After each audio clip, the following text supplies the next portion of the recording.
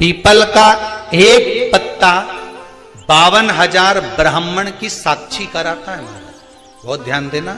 अच्छा एक बात बताइए कि कई लोग कहते हैं कि कई तुम जहां जहां जाते हो ना, ऐसे जिनके शरीर में ऐसे ऐसे लोग घूमते हैं और घूमने के बाद कहते हैं कि तेरी कुल देवी तुझसे रूठ गई, कहते हैं ना, तेरे से तेरा ये देवता रूठ गया, वो देवता रूठ गया, परमात्मा रूठ गए। तो आप कैसे पहचानोगे कि भगवान आपसे रूठ गया? आप कैसे जान सकते हो कि भगवान आपसे रूठ गया? हमने देवी जी को धोख नहीं लगाई तो देवी जी नाराज हो गई, हमने पिताजी को धोख नहीं लगाई तो पिताजी नाराज हो गए, हमने वो देवता पे ये नहीं करा तो वो नाराज हो गए। आपको कैसे मालूम पड़ेगा कि देवता नाराज होते हैं? देवता नाराज होते हैं, याद रखना, संसार में देवता अगर नाराज होते हैं तो कभी किसी का अहित नहीं करते। बहुत ध्यान देना इस बात पर, कभी अहित नहीं करेंगे देवता अगर नाराज होंगे। देवता नाराज होते हैं तो किसी का भोजन पानी बंद नहीं कर देते। देवता नाराज होते हैं तो किसी का खाना पीना बंद नहीं करवा देते। देवता अगर नाराज हुए हैं और आपको मालूम करना है कि देवता मुझसे नाराज हैं, तो कैसे मालूम करोगे? तो केवल एक काम करिएगा, अगर देवता नाराज होते हैं तो सबसे पहले आपकी पूजन पाठ छुड़वा देते हैं। क्या छुड़वाएंगे?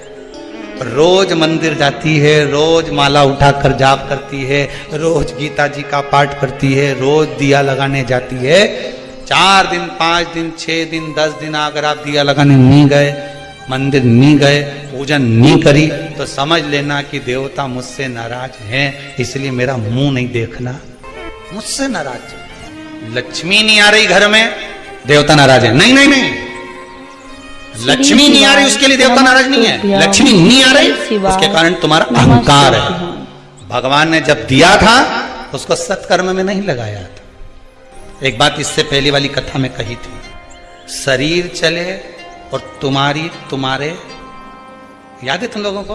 बस उतना याद कर लो, बहुत इतनी बात तुम लोग याद कर लोगे ना, तो आने वाले समय में 2-1 साल में तो तुम या हम बस इतनी याद कर लो, बस हर कथा में से इतनी निकाल लोगे ना, तो थोड़ा तो यहाँ समझ में तो आए, लगे तो सही कि कथा अंदर गई।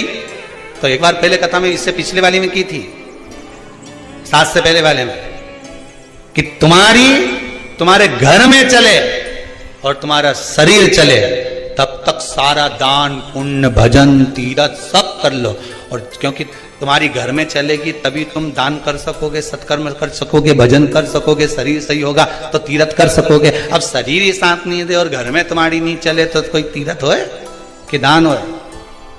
कैसे भजन कर? कुछ नहीं करना, पीपल का एक पत्ता, उस पत्ते पर थोड़ा सा चावल, पूर्णिमा की रात्रि को अपने हाथ में लेकर, अपने नयनों से लगाकर, शरीर पर से स्वयं उतारकर उसको दरवाजे के पास रख दीजिए।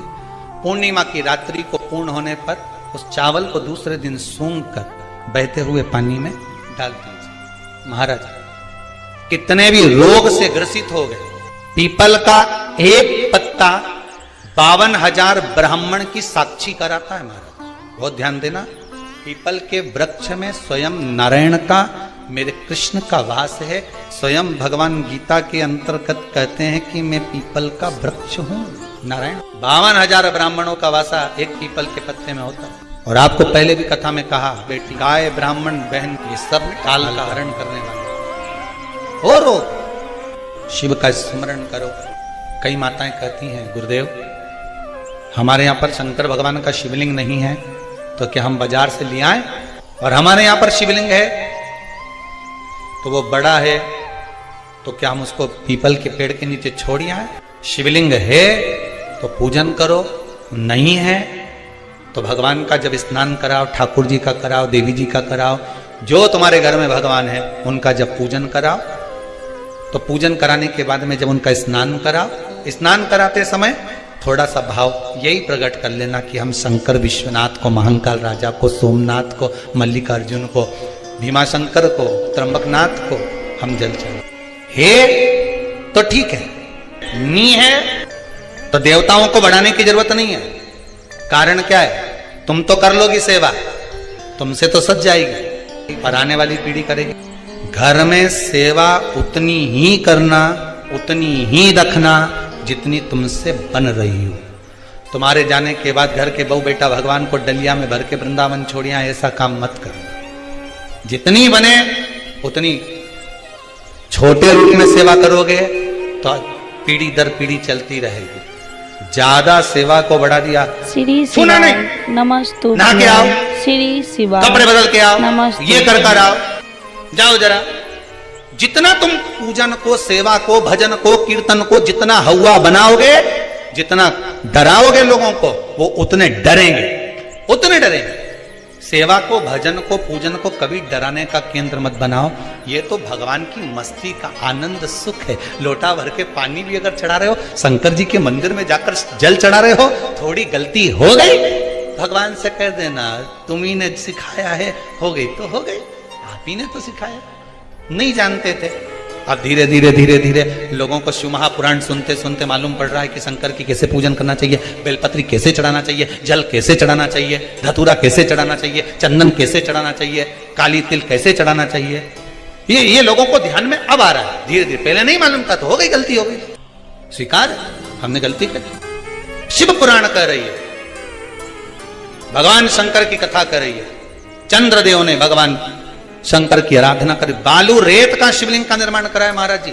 शिव महापुराण की कथा में आता है, देवराज नाम का ब्राह्मण जो गलत कर्म करता था, चोरी करता था, शरीर में ताप पड़ने के बाद में जब वो शंकर के मंदिर में जाकर कथा सुना और थोड़ी सी कथा सुनकर बाहर निकला, तो उसको केवल कथा का एक तत्व उसके जीवन में उतर गया था, अंश मात्र उसके जीवन में उतर गया था, उसको परमात्मा मिल गया। बिंदुक की धर्मपत्नी चंचुला देवी बार बार कथा में आया, पार्वती जी ने उससे शिव महापुराण की कथा कर। क्या करती थी वो चंचुला? काशी में जाकर उसने करा क्या था? पति के जाने के बाद बिंदुक जो पानी में डूबकर मर गया, प्रेत योनि में चला गया। पहले भी कथा में कहा, पानी में डूबकर मरा हुआ व्यक्ति, सर्प के डसे से मरा हुआ व्यक्ति और स्त्री के हाथ से या स्त्री के चक्कर में मरा हुआ व्यक्ति ना तो देव योनि में जाता है, ना तो बैकुंठ जाता है, ना नरक जाता है। वो तो बीच का प्रेत बनकर भटकता रहता है, उसकी गति नहीं होती, उसका मोक्ष नहीं होता। चंचुला देवी को लगा था मेरे पति को मोक्ष, तो उसने करा क्या था ऐसा कि वो काशी पहुंच गई, काशी गई, ऐसा क्या? नमस्तुभ्याम। चंचुला देवी तो दिन रात फैशन में लगी रहती थी। कभी पति ने अगर धन लाकर दिया तो ज्यादा से ज्यादा पैसा वो खाने पीने में उजाड़ देती थी। कभी नहीं उसने दान करा, कभी नहीं धर्म करा, कभी पुण्य नहीं करा, कभी सत्कर्म नहीं करा, कभी कहीं सत्संग में नहीं गई, कथा में नहीं गई, कभी भजन में नहीं पहुंची। फिर उसने करा क्या? बचपन में किया गया कर्म व्यक्ति को कब प्राप्त होता है, ये चंचुला देवी की कथा। चंचुला देवी की कथा करें। चंचुला देवी की मां भोजन का जब निर्माण करती थी, ध्यान दीजिएगा जरा, बहुत सुंदर संवाद है।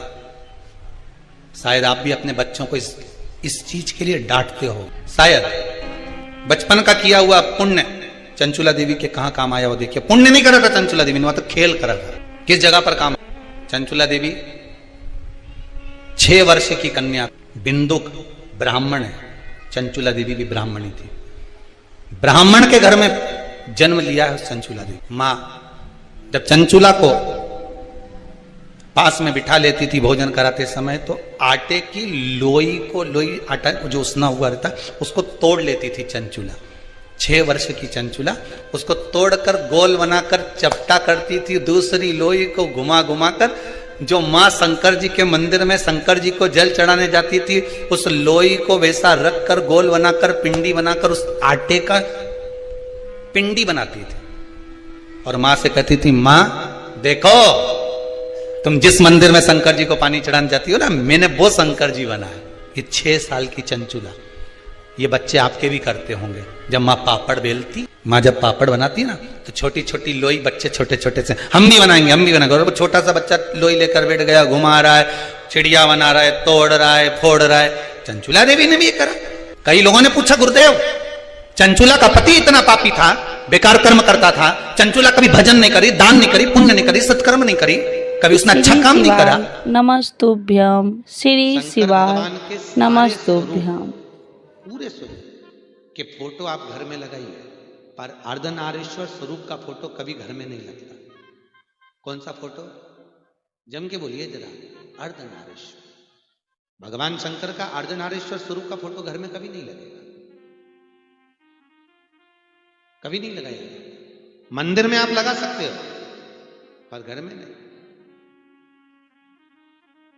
भगवान शंकर के अर्धनारीश्वर स्वरूप का दर्शन कर ब्रह्मा जी भ्रांति में पड़ गए। तब भगवान शंकर ने कहा, ब्रह्मदेव अब सृष्टि की रचना करो। ब्रह्मा जी ने अपनी जंघा से मनु और शत्रुपा को प्रकट करा और उसके द्वारा जो सृष्टि की रचना करी, उत्तानवाद, प्रियवत, कन्या, देवहूति, प्रसूति, आकुति, इनके चरित्र आ गए महाराज। और इनके चरित्र में सर्व सुंदर चरित्र जो आया, प्रसूति का आया। प्रसूति दक्ष प्रजापति के साथ में भी आई महाराज। दक्ष प्रजापति के साथ में प्रसूति का विवाह हो गया। माता प्रसूति के गर्भ से 60 कन्याओं ने जन्म लिया। कितनी? 60 बेटों ने जन्म लिया। बेटों को संत बना दिया देवऋषि नारद।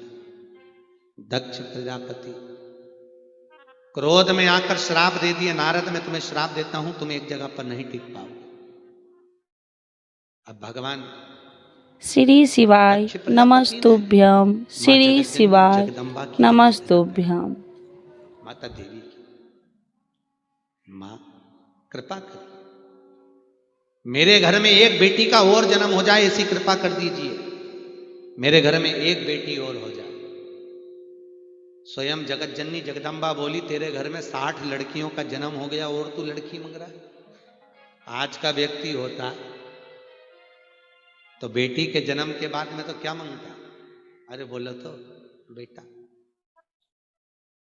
शिव महापुराण की कथा कहती है, बेटा एक कुल को तारता है और बेटी 2 कुल को। पर शास्त्र की रीति है, बेटा जन्म लेता है तो खूब नगाड़े बजते हैं, ढोल बजते हैं, और बेटी जन्म लेती है तो मां पलंग पर रोती है और सास चूल्हा के पास रोती है। याद रखिए, बेटा भाग्य से पैदा होता है, पर बेटी के लिए बाप का 100 गुना भाग्य इकट्ठा करना पड़ता है, तब जाकर बेटी का जन्म होता है।